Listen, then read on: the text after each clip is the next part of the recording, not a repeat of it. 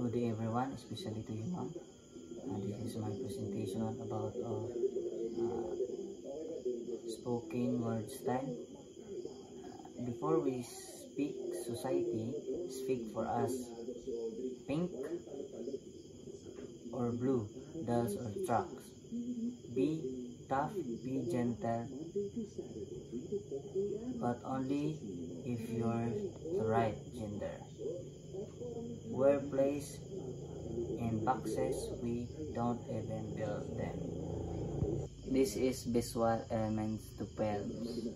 Scene 1. Children playing, being handed toys. One pink, one blue, based on gender. Scene 2. Boy being told don't cry.